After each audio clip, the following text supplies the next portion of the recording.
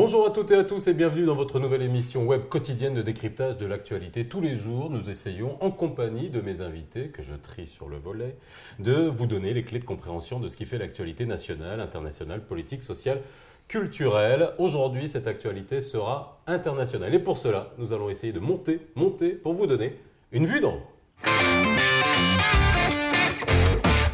Vous le savez dès à présent, cette émission est la vôtre. N'hésitez pas à réagir sur les réseaux sociaux, sur notre page Facebook, à travers notre compte Twitter. Likez, partagez et abonnez-vous à notre chaîne YouTube. Les invités qui ont accepté d'être avec moi aujourd'hui sont Bachir Thiam, journaliste. Comment ça va, Bachir? Très bien. Content de te retrouver sur le plateau de Vue d'en haut. Merci, moi aussi. Ça fait longtemps qu'on t'a pas vu. Absolument, ouais. Et avec nous aujourd'hui, Hafid Boutaleb, vous êtes le responsable pôle international de TIZI, Tarikh Ibn Ziyad Initiative. Comment ça va? Ça va très très bien. Merci en tout cas d'être avec nous pour commenter Avec grand plaisir. cette actualité. La petite lumière clignote, ça veut dire que l'édito est arrivé, vous le savez, il arrive, je le découvre en même temps que vous et on va voir ce qu'on nous dit sur le sujet d'aujourd'hui. Trump est choquant, déroutant, écœurant, vraiment. Et si Trump était surtout un président pragmatique et un homme qui parle sans filtre? Sa qualification des pays africains et de Haïti a été dénoncée avec véhémence par beaucoup de chefs d'État et même par l'Organisation des Nations Unies. On ne traite pas de trous de des pays souverains. Oui, c'est vrai. Il faut choisir avec soin les mots qui conviennent, surtout quand on est le président de la plus grande puissance du monde. Mais passé le choc de cette déclaration, comment qualifier des pays qui ne font rien, ou presque, pour offrir autre chose à leurs enfants que les sentiers de l'immigration clandestine et les planches des barques qui coulent et qui ne font même plus l'actu des journaux télévisés? Comment interpeller les dirigeants de ces mêmes pays que rien ne semble émouvoir? Alors, Trump, ange ou démon? Alors quand je lis l'éditorial, ça ne veut pas dire que je suis tout à fait d'accord avec, qu'on soit bien d'accord. Trump, ange ou démon? Bon, alors c'est la question à laquelle on va essayer de répondre aujourd'hui. Tout un programme, 1 an de présidence de Trump. Bachir, ce qui m'intéresse aujourd'hui, c'est de savoir déjà, comment ont été perçues ces déclarations. Pourquoi moi d'abord? Non, mais je crois comme ça. Pourquoi pas lui? Je fais de la discrimination positive. Justement, c'est le cas de Trump, justement. D'accord. Justement, c'est ça, Donald Trump, quand il dit Afrique, je pense qu'il met tout le monde là-dedans. Ouais. Lui, il ne fait pas de distinguo entre l'Africain blanc Et l'Africain noir. L'Africain noir. Ouais. Lui, il dit Afrique. C'est-à-dire nous, quoi. C'est nous tous. Ouais. Voilà. Donc, on doit être tous choqués si c'est choquant. Bon, ce n'est pas le cas. Moi, j'ai toujours pensé que le président Trump dit ce qu'il pense. Peut-être il ne fait pas ce qu'il pense, mais il le dit quand même. Et il avait promis, je ne pense pas que ça soit nouveau. Il dit ce qu'il pense ou ce que pensent les Américains? Non, il dit ce qu'il pense. D'abord, lui, peut-être une partie des Américains le pense, et une autre le pense, mais ne le dit pas. Mais lui, il le dit. C'est ça l'avantage chez lui. Au moins, il n'y a pas de flou, c'est clair et net. Il ne t'aime pas, il te le dit. Hafid Boutaleb.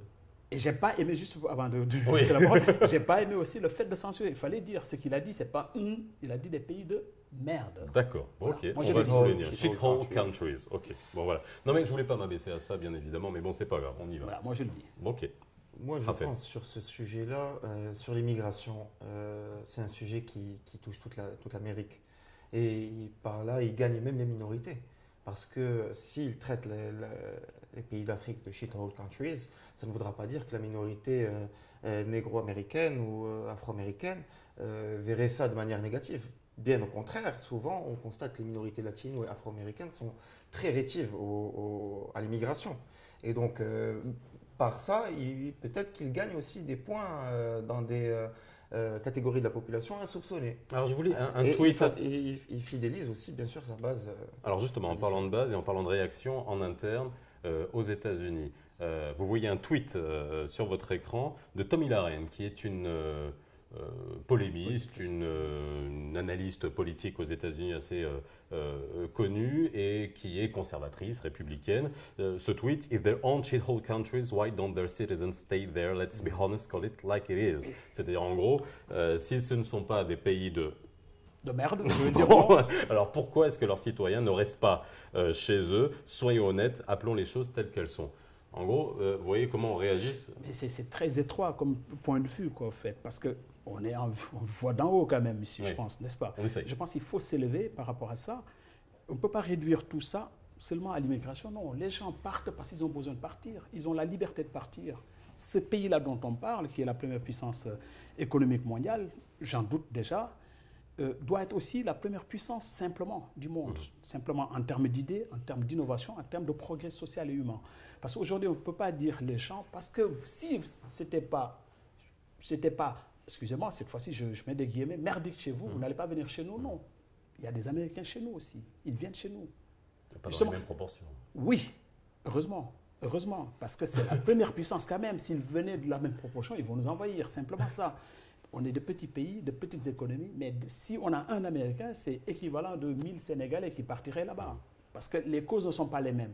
Je veux dire simplement, aujourd'hui, on est quand même dans un monde très mobile, très connecté, sans frontières et nos limites, quoi. Les gens partent, il y en a qui partent pour des études, il y en a qui partent pour du travail, il y en a qui partent pour chercher du bien ou du bien-être simplement, et il y en a qui choisissent aussi d'aller s'installer quelque part. Donc on ne peut pas réduire tout ça à des questions d'immigration comme si tout ce monde-là... Mais le président Obama, il est quoi? Il est afro-américain, c'est comme ça qu'on dit? Je pense. Afro-américain. Son papa vient d'où? Du Kenya. Du Kenya.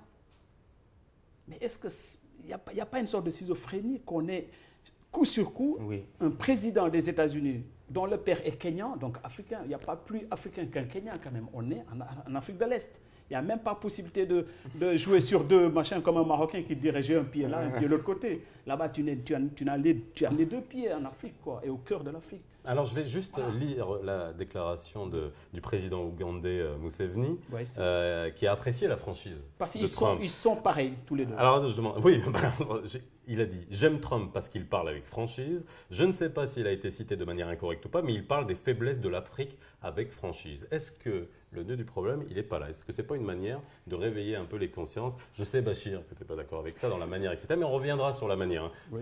Ce n'est pas le premier président américain qui utilise des noms d'oiseaux, qui n'a pas fait de la courtoisie et de l'élégance sa politique.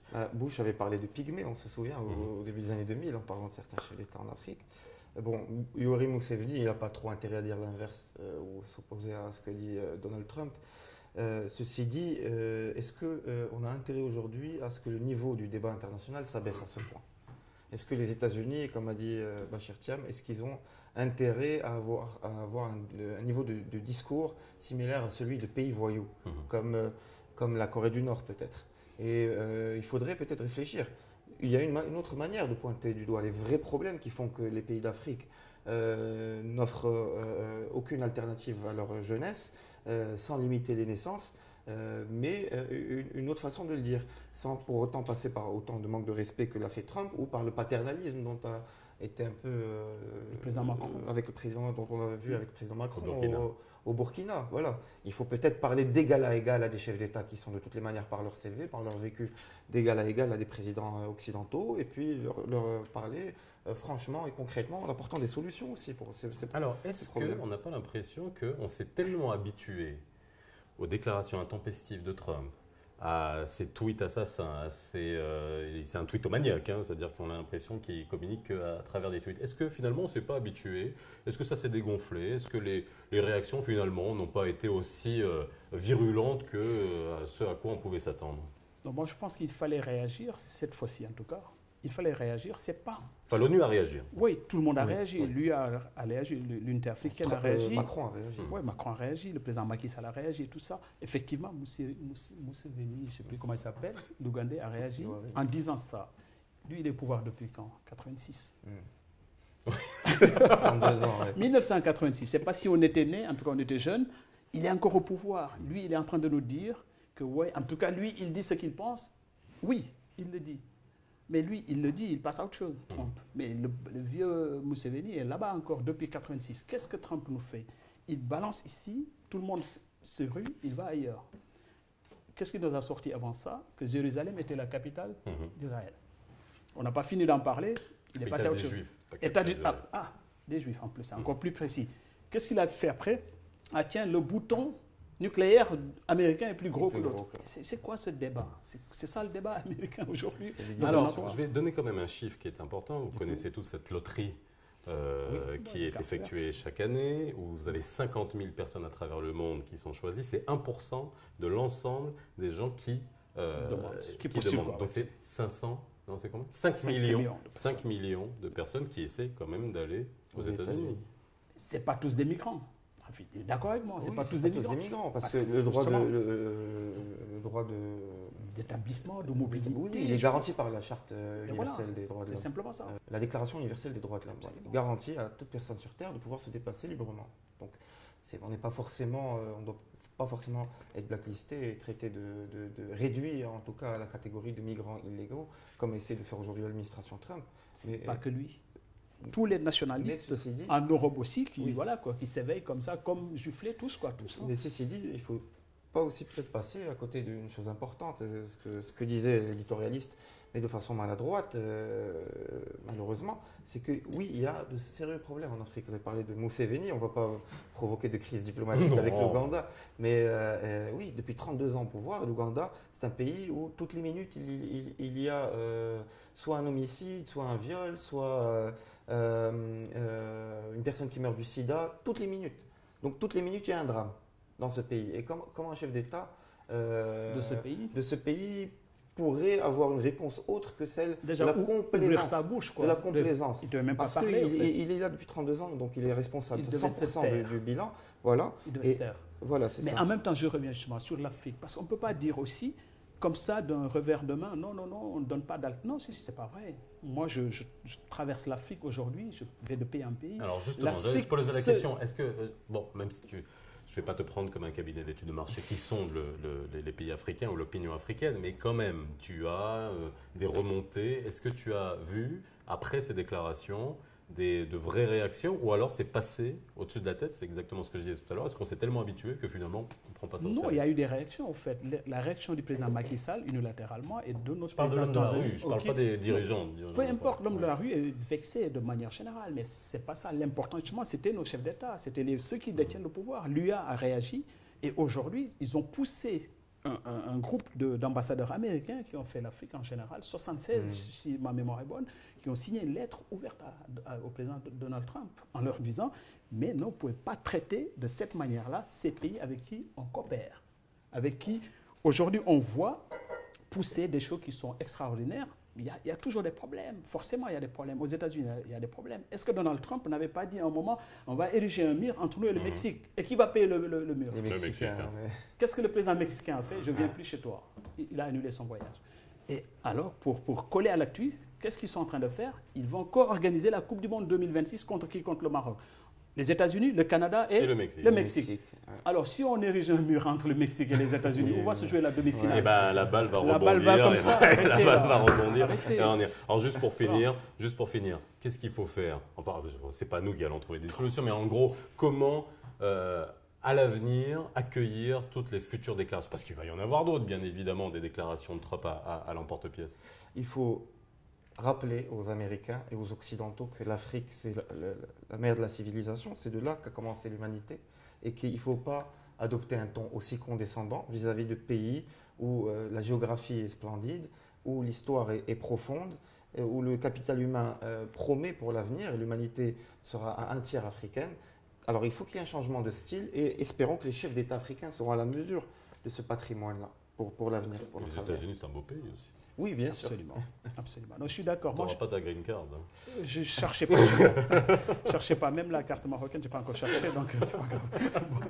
C'est dire, non, simplement, pour être plus sérieux, on n'a pas de leçons à donner aux États-Unis. Ils ne nous écoutent même pas. Oui. Ils ne savent même pas qu'on existe, je crois. Bon, ça, il ne faut pas non plus... Voilà. C'est pas un cliché, ça. C'est pas un cliché. C'est pas un cliché. Ils ne savent pas qu'on existe. Franchement, ils ne savent pas pas un cliché. Je veux dire qu'ils n'ont pas besoin de nous, quoi. On va faire simple. Ils ont besoin de nous quand il y a des problèmes de sécurité, etc. Oui. Mais en dehors de ça, ils n'ont pas besoin de nous. Donc, ce qu'il faut faire, effectivement, on a évoqué en passant, qu'on doit aussi donner une alternative à notre jeunesse, quoi. Qu'elle ne parte pas, en tout cas à l'emporte-pièce. Partir, c'est bon, mais tu ne pars pas sans argument. Voilà. Moi, je suis venu ici avec mes arguments, donc voilà. Ouais, toi, tu es resté et on t'accueille avec plaisir. Merci, Faisal. C'est le livre du jour. C'est le moment de la pincée de culture quotidienne que nous vous offrons dans Vue d'en haut chaque jour.